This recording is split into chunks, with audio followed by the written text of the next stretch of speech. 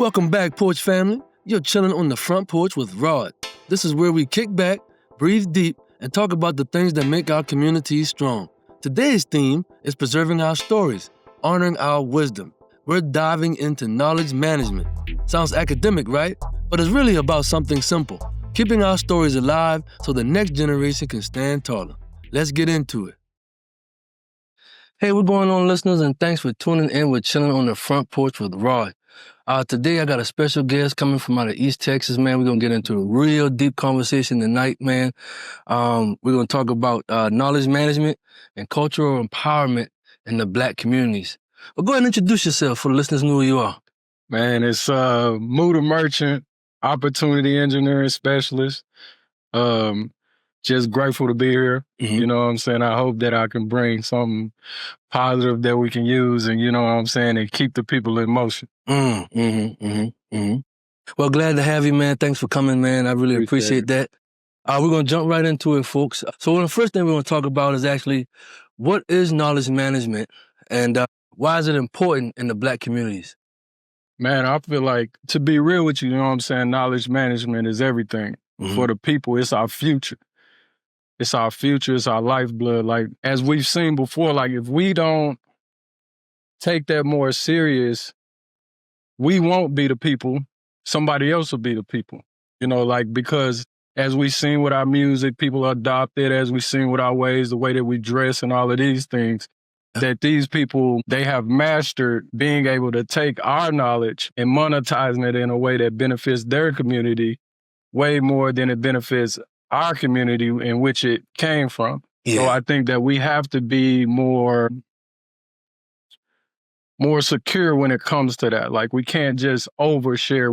We've seen that through the past. We've been a people who've overshared throughout the years, and that hasn't always worked out in the best way for us. So I think that knowledge management, far as our future and the security and our identity of letting the people stay the people, is very important, that we take that concept and, you know what I mean, and we stand on it. Because if we don't, then we'll just be rumors in a sense. Like, you know, it's just a conspiracy theory. Oh, Black people used to blah, blah, blah, blah, blah. But nah, because let the world tell it, Eminem the best rapper alive. You see what I mean? So without us, you know, really standing on, nah, this is our thing, and he good and he can have all of this, but he ain't that, because this is our thing. Yeah. And I feel as if that's what knowledge management has to be. It's not, that doesn't make you selfish to be like that. It's part of survival. You know what I'm saying? Like, even if you think about, even in the wild, like you think about a lion in a safari, like a lion will come and take over a new pride and he'll kill off all the young. You see what I'm saying? So that his future goes forward versus the future of, you know what I'm saying, another man. So it's just like that. This is nature itself. Like, that doesn't make you a selfish people to safeguard your knowledge and your culture and the way that you are. You know what I mean? You can share it, you know what I mean, at your discretion, but you don't owe it. Yeah. You know what I'm saying? I can dig that. You don't owe it to nobody else. You know what I mean? I can dig that.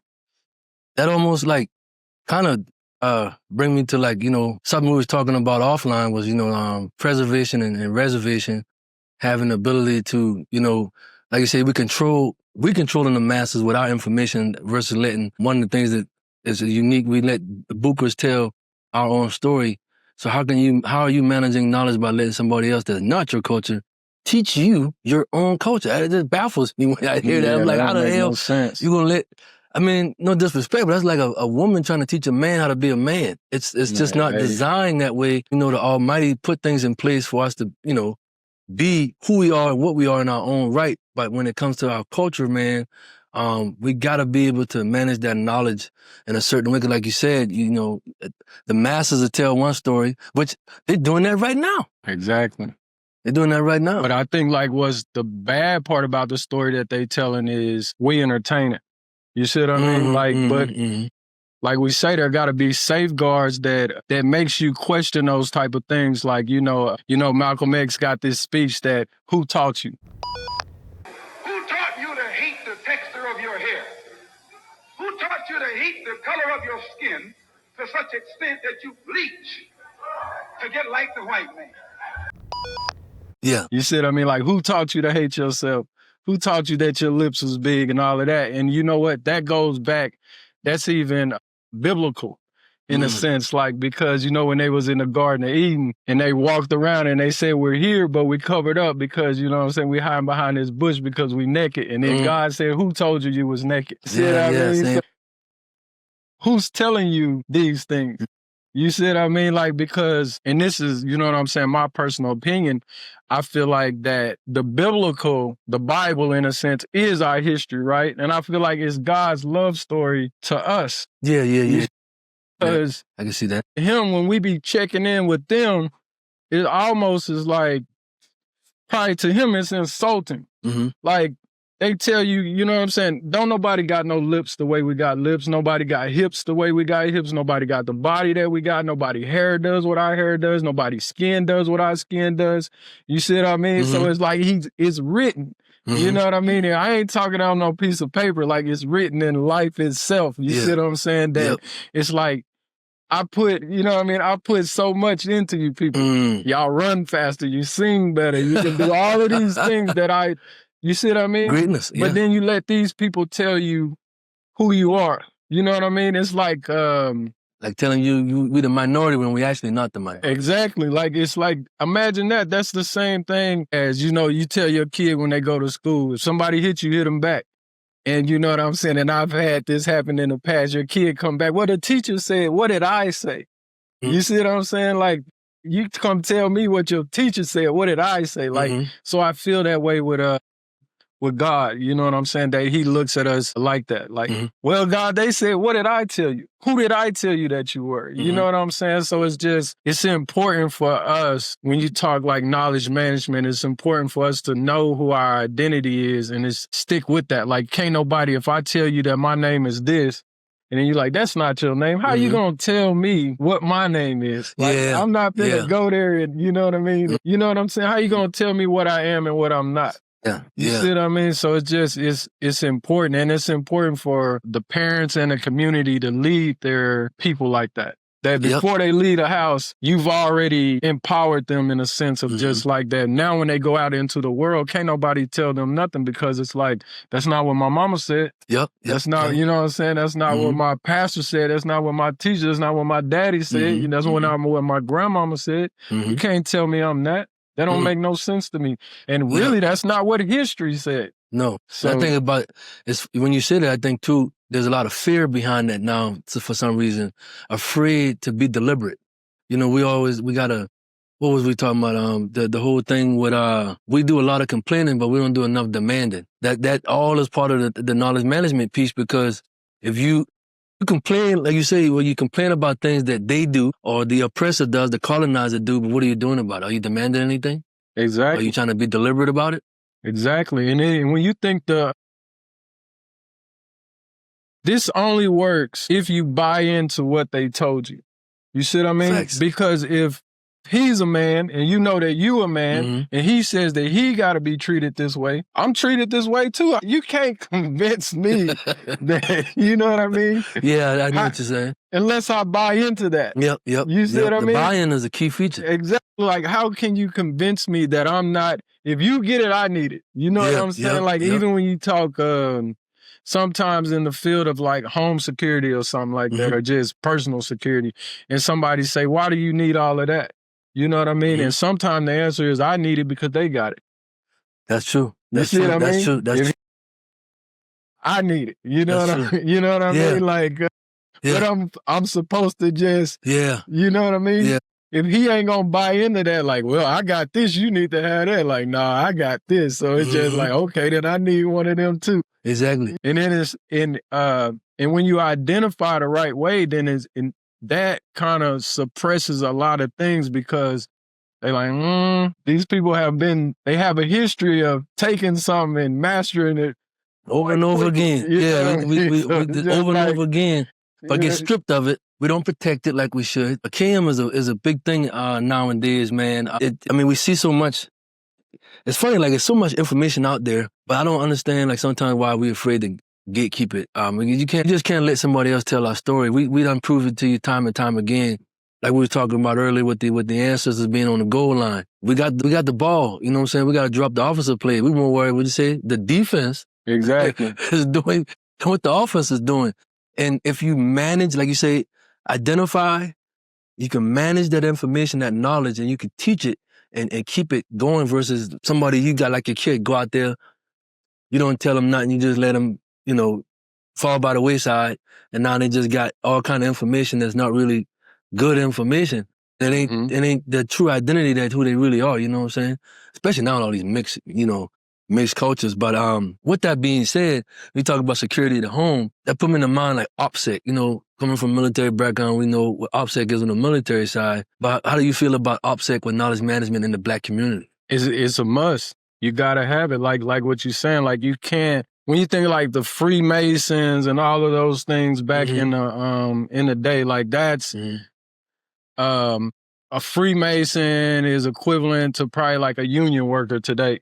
Like there's certain trade secrets you can't give out. Like you see what I'm saying? Your whole job security is based off of you keeping this formula to yourself. It's like you say in one of your previous, you know what I'm saying, podcast about like, you know what I'm saying, recipes and something like that. This is your mama's sweet potato pie recipe. There it is. You see what I'm saying? Like I can't, this family right here, everybody can't, you know what I'm saying? No, you can't come in there. Can't get this because then you go about it wrong. Now you don't watered it down, and now a certain person get a hold of it and be like, that ain't really all of that. But it's like, no, they don't tinker with it. You see what I mean? Like they done took it from what it originally was supposed to be, and now they've made it into something totally different. You see what I'm saying? So it's a must. Like you can't just, you know, with the new security and on your doors and it got a code and you just, oh, well, our code is such and such. That's what, you know what I'm saying?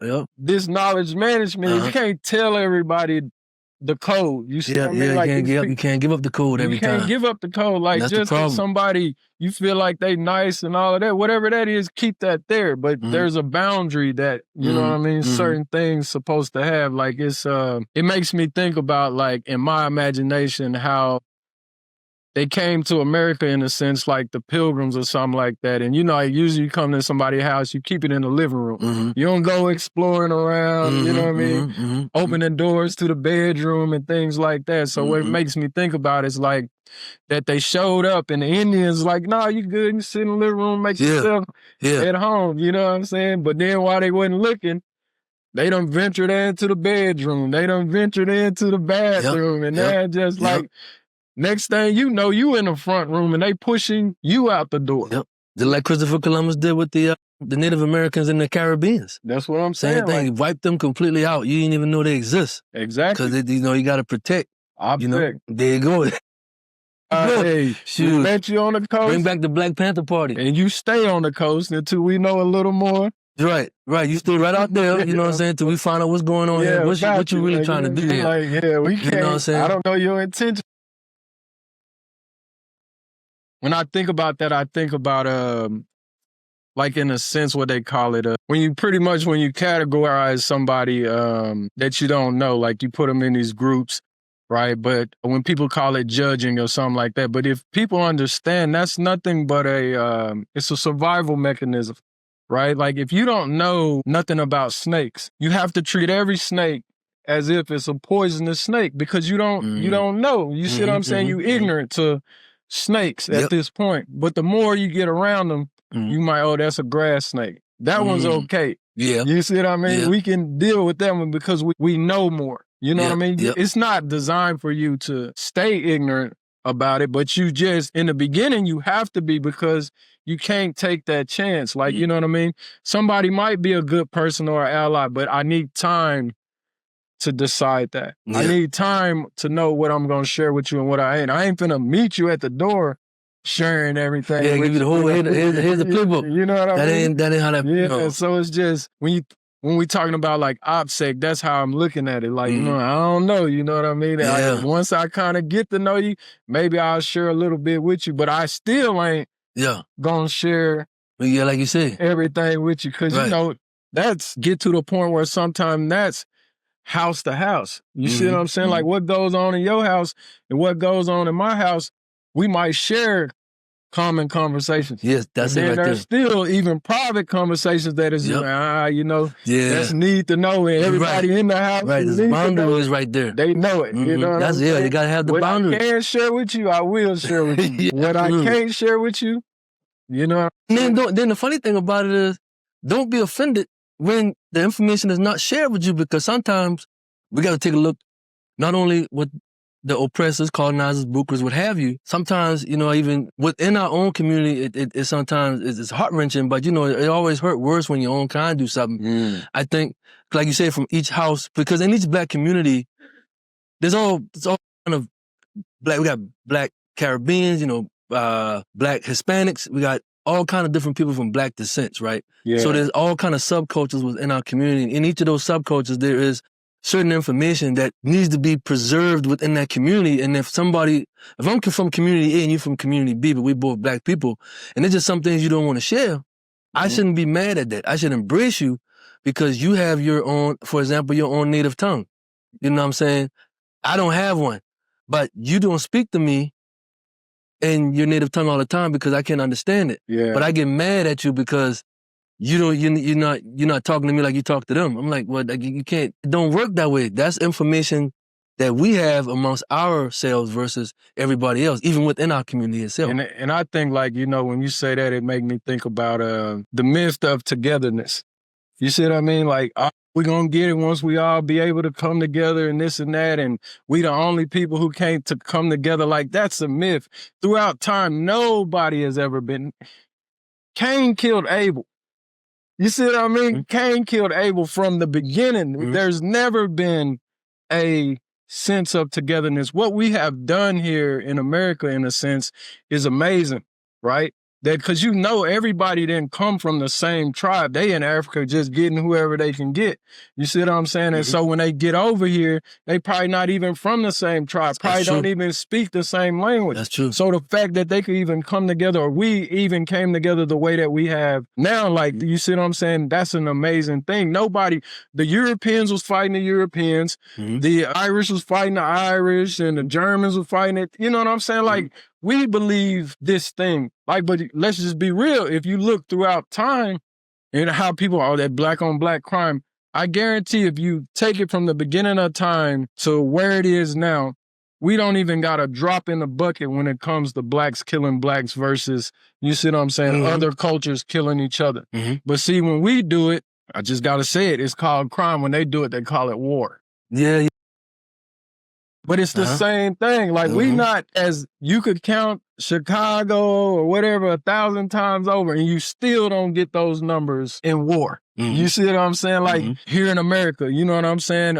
The American Revolution, who was that? You know what I'm saying? Civil War, who was that? You see what I'm saying? World War II, who was that? Like, you see what I mean? So it's just, we got to stop believing that it's only going to happen if we come together. Because it's been proven throughout time and history that the few control the many. Mm-hmm. You see what I mean? And then, like, when you understand who we are as a people, and you understand who's above us, and you know what I'm saying, and who's really at the reign, like, God does this thing, like the story of Gideon, right? So Gideon getting ready to go to war with these people, and it's a big number. He ain't got the numbers, but he got about a few thousand. Mm-hmm. But God tell him that's too many. Mm-hmm. You know what I'm saying? Like, send some of them home. If they scared, send them home. Then he got another number, right? Then God tell them, like, look at how they drink the water. If they drink it like this, send them home. If they drink it like this, bring them with us. Mm-hmm. And this is what I'm saying. This is the story of the 300. You see what I mean? Hey, it's crazy, man, with the 300 piece, man. I like that, because with the Gullah Geechee culture, right? I feel like it was kind of like the 300, the few leading the many. When we going from West Africa all the way to the Caribbeans, all the way to Charleston. That was pretty influential. And to this day, like, our dialect and culture is embedded in those communities. But it's not many of us left, but it's pretty dope, man. But folks, not to go on a tangent, you can check out more about the Gullah Geechee culture on my pilot episode at the beginning of the season. But back to the lecture at hand. So Moo, tell us, man, like, to support what we're talking about today, how do you think churches, schools, and other organizations can support this work of knowledge management that we're speaking of, bro? Man, I feel like that we got to get back into it. You know what I'm saying? The greatest amongst you shall serve. You know what True. I'm saying? So coming up out of that understanding that when you think about a school, a church, or organization, its whole purpose should be for the people. You see what I mean? It should have no identity outside of the people, because I feel like sometimes you have these organizations that they start to get going and they blow up and then they outrun the people. And now, you know what I'm saying? Yeah.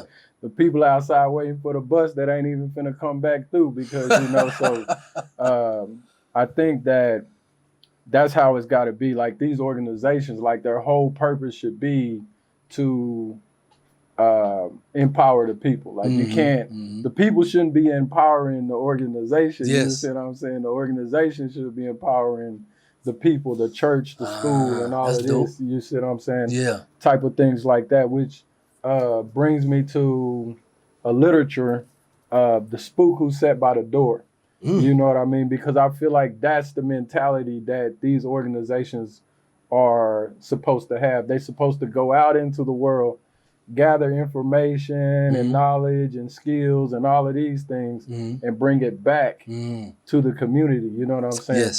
To empower the community. You know what I mean? Like it's just, you know, it's a quote in our community say, don't forget where you came from.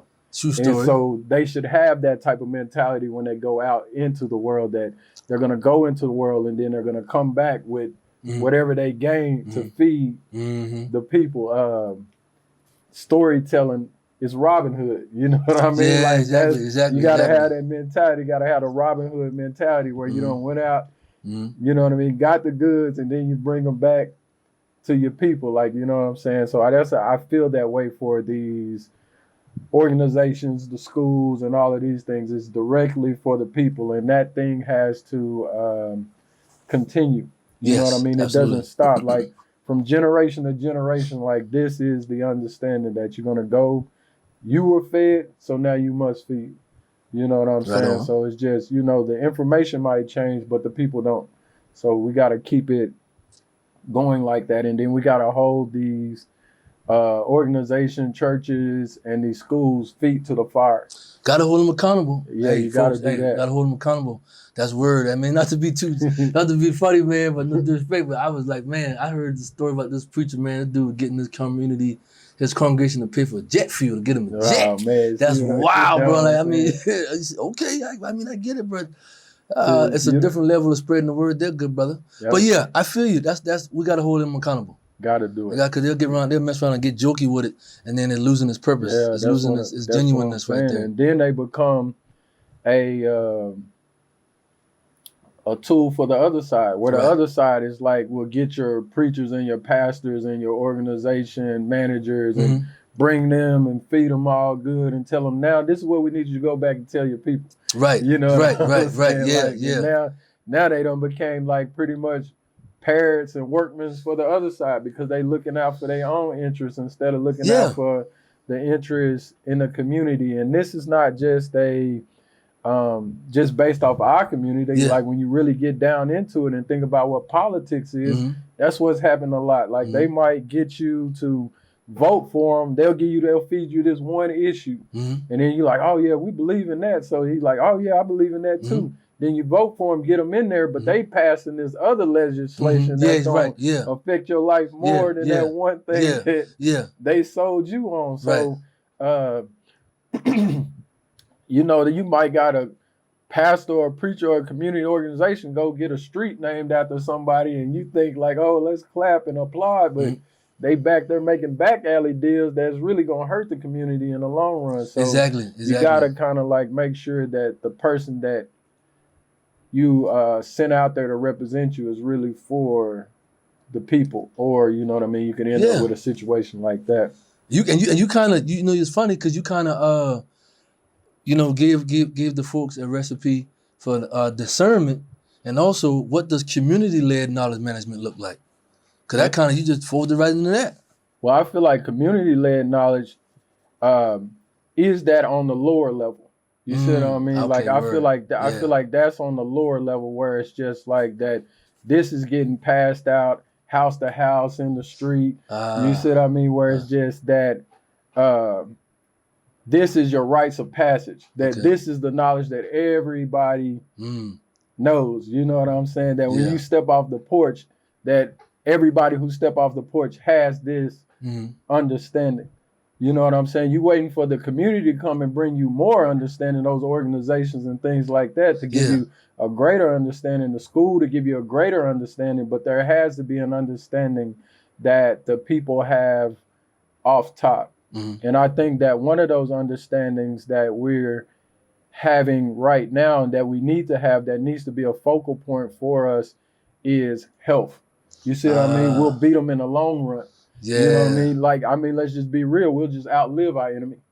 You see what I mean? Like, that's the true story. Look at all the COVID survivors at 90-something years old. So it's just like, that should be a focal point for us, like, because if we necessarily just outlive the enemy, and then when we understand who we are, and we understand that how life has put a tighter parameter on us as a people, like, we can't eat all the foods everybody eat, and it affects us in a different way. Like, we don't get to take in their culture and their traditions because they kind of bring harm to us in that form. But when you think about that, like, that's the advantage, because if we understand that and then we move with that motion, when we get healthy, everybody gets healthy. Because if the parameter is tighter for us and we tell you, like, hey, it's this way, then it's that way. You know what I'm saying? Like, if you know what I mean? If we operating the best way,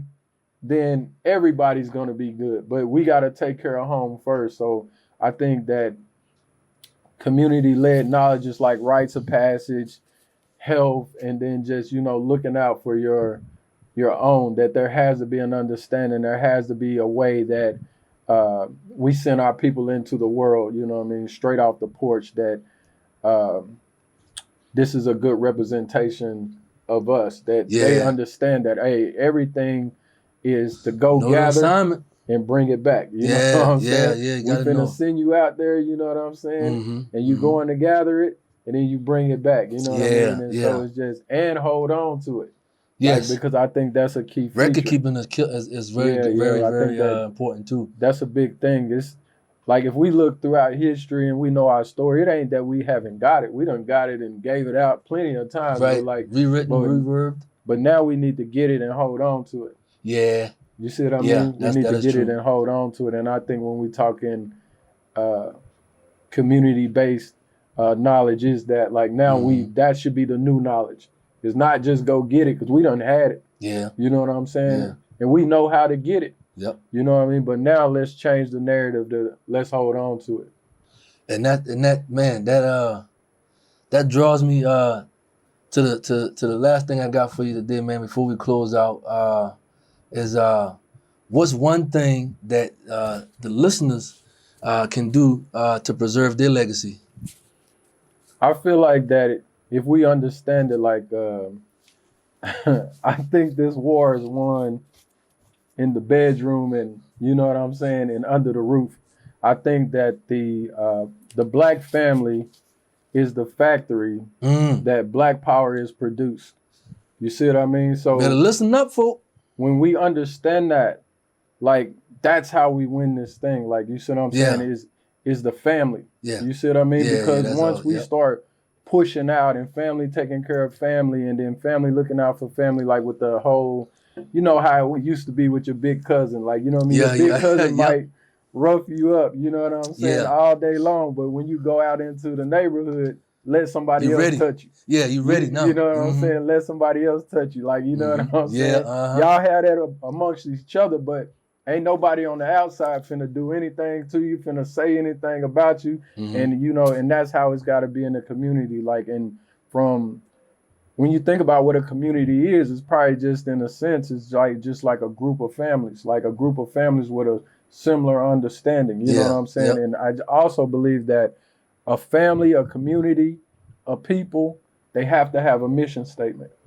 You see what I mean? We can't just be running around here doing what we want to do if we're talking longevity. If we're talking future, like what it is that we're building. Like, you know, let's just say you think about back in the day with the pharaohs, and a pharaoh might commission a pyramid or something like that, you know what I mean, or a temple or whatever it is that he's doing. Yeah. He might not even live to see the temple get done. This might be a 30-year project, you know what I'm saying? He in his last days.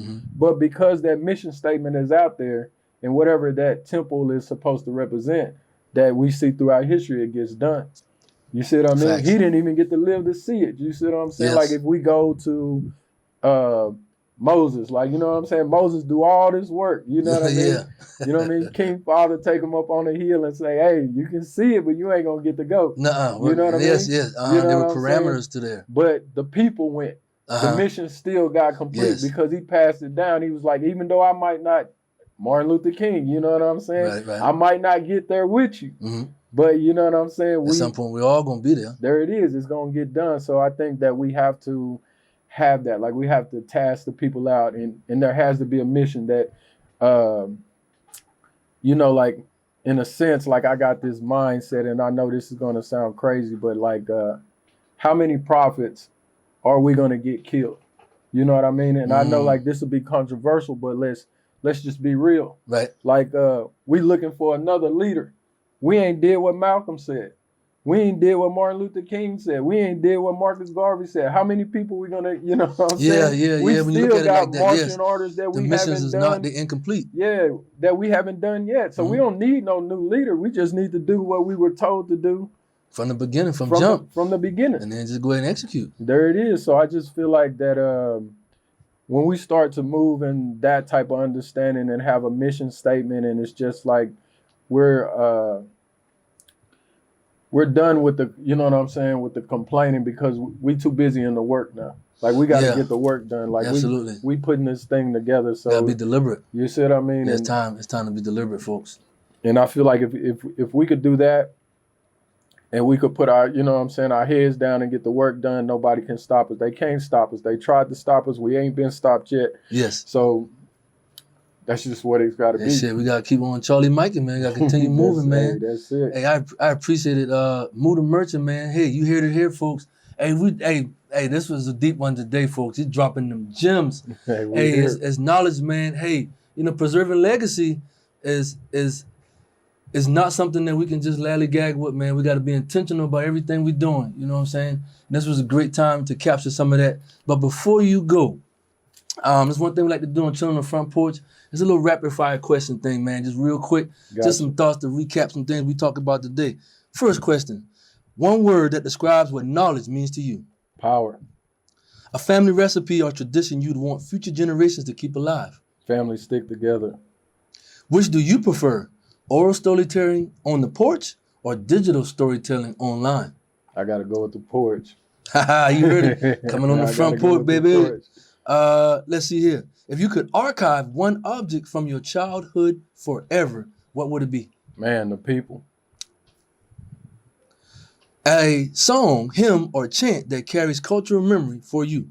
Hey, lean on me. There it is. One digital tool you'd recommend for preserving stories. Photos and videos. If knowledge was a currency, what's the richest lesson you've ever received? God first. In one sentence, what do you want your great-grandchildren to know about you? I made plans for y'all before you was even playing. Deep. What's one small action listeners can do this week to start preserving their legacy? Self-care is community care. Ah, man. Hey, there it is, baby. Another gem you drop. Boom, dropping gems. Remember, folks, preserving legacy doesn't take a lifetime. It takes intention. Again, Chilling on the Front Porch with Rod. Hey, thank y'all, man. Hey, thanks, Muda Merchant, for coming out. Man, appreciate you, man. You. Hey, folks, man, tune in right there. See the link below. It's on YouTube, Spotify. This is everywhere. All the reference that was talked about today, you will see them below in the description. Again, Chilling on the Front Porch. We out. All right, man.